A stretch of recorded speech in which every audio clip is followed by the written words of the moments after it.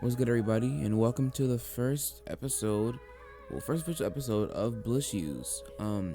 I am your host, and yeah, so this project I've been working on for a while. Not a project, but the podcast.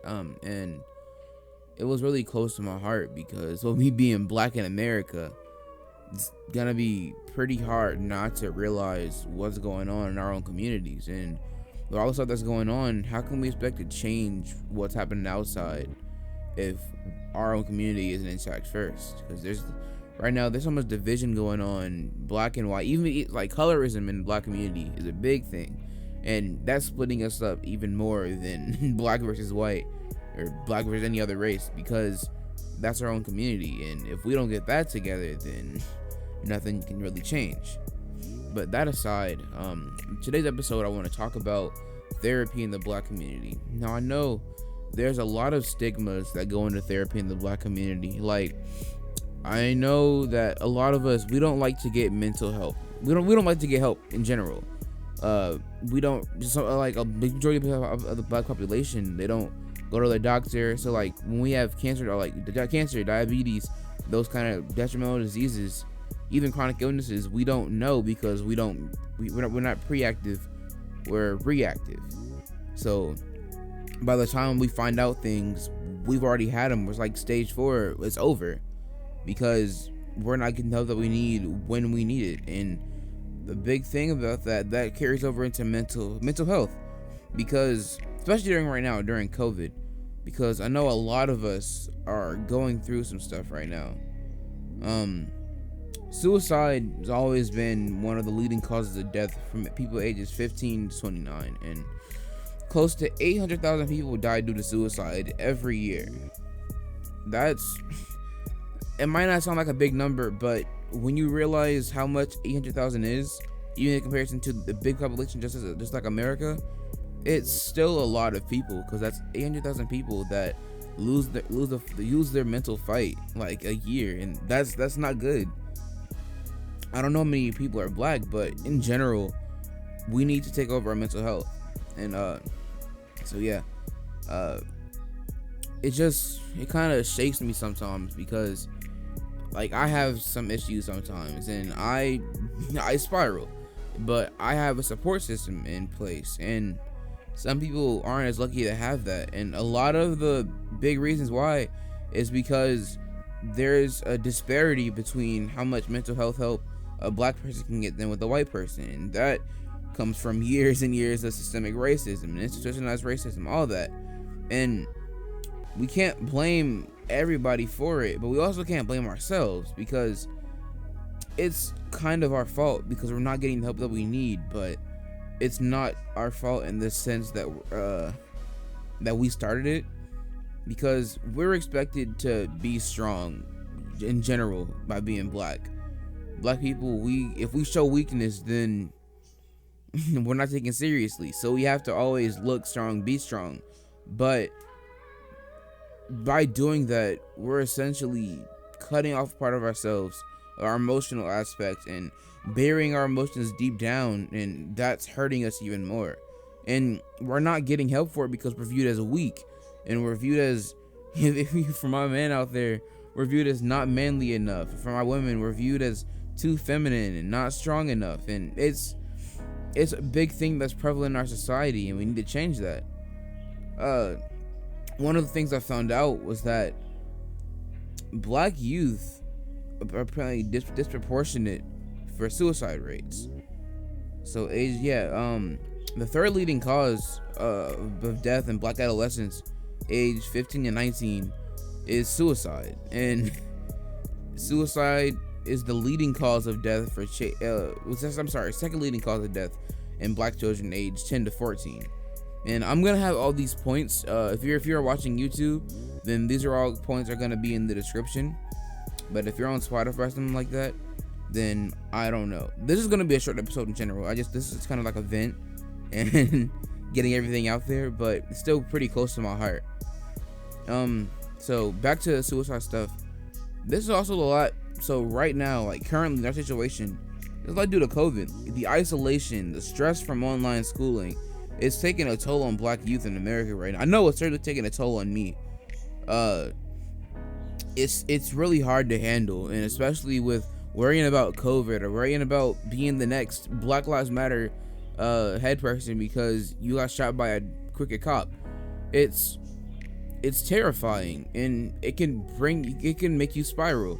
It can give you depression, give you anxiety, and it's really hard to overcome that when you see what's going on in current America. It's just hard, and until we get that right in our own communities, then nothing is gonna change outside. You know what I mean? Because if we need to get our own mental health in check and get our own mental health in shape, or we're not gonna be able to fight for what we know is right.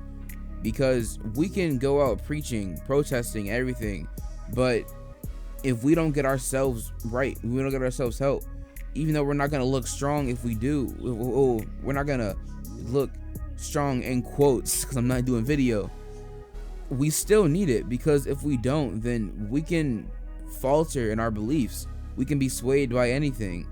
I know that I keep forgetting the dude's name, but the dude that said it only takes a little bit of white brainwashing to activate the coon chip in the average Negro. And essentially, he's wrong, but not really, because right now, when your mental health isn't in check, anything can influence you. Literally, because it's not that you're weak, but you are. It's hard to say, but it's not saying that you're weak. But right now, you're at your lowest point. You're at your weakest, and you can be influenced by anything at that point. So that's why we need to really get this in check, because if we don't, then our own society, our own community is gonna crumble right before us, and it's not gonna be the fault of the white people. It's gonna be our own fault, because our pride is our downfall, essentially. A lot of the black people I know, they don't like getting help or getting therapy because it's viewed as weak. Even a lot of other communities, like the Latino community, they a few of the stereotypes that I've seen and a few real people that I've seen, they still get viewed as weak or crazy because they're getting therapy or they're taking medication, and that shouldn't be the thing. Because if you need therapy, if you need medication, it doesn't show you're weak. It shows that you're strong for getting those things. Because there's so many people out there that's gonna go through life struggling, and that's not right. Just, if you need help, get it, and don't let anyone say otherwise. Like, you know what I mean? So honestly, I know this is just sound like a bunch of mumbo jumbo, but this is my first podcast episode. But this really, it kind of hurts me, because I know that as a black person that we can all do better, but it's right now, it's kind of our own fault for not trying to do better.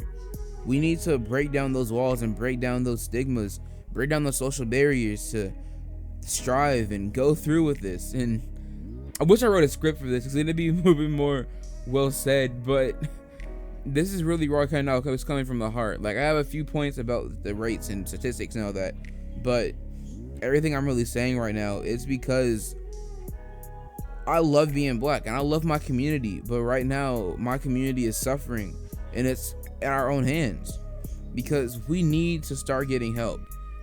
I remember in 8th grade, I'm not gonna say her name because I don't really want to talk about her like that, but she made a really good point, because she had cancer, and she was talking about how in our community we don't like to go get help or go get treatment for that, or go to that doctor in general.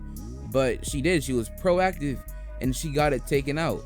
She's fine now. She's thriving. Well, I haven't seen her in 2 years, but last time I saw her, she was doing very well. So, and that's what getting help with, even with physical too, that's what getting help does.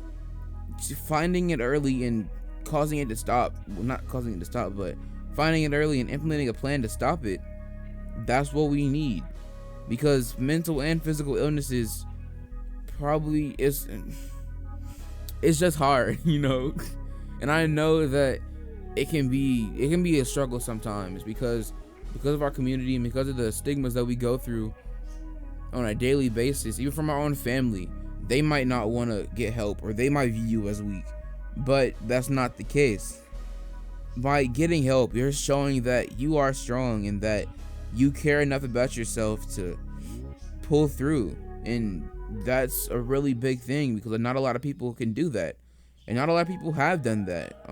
That's proved by years and years of black people struggling, because we don't it's really hard for us to take care of ourselves with what's been going on, but we need to. And that's really all I have to say for this episode of the podcast. This is really a short mini introduction to the series, but I'm gonna start doing more heavy hitting topics in the coming weeks. I also want to thank you for my first listeners, and if it's good, then tell me, and if it's not, then also tell me, because I want to know where I can do better. And yeah, I'm not gonna monetize this or anything on Spotify or YouTube or anywhere you're listening to this at, because I don't want money off of this. I just want to help people, essentially. I want all of us to be better together, and I want all of us to be free from the chains that hold us back, because we need to get better for ourselves, for our community, and for America, because until we change ourselves, nothing's gonna get changed on the outside. So yeah, I've been your host, and I'll see you on the next episode of Blissues. It's gonna be a little bit longer. Bye bye.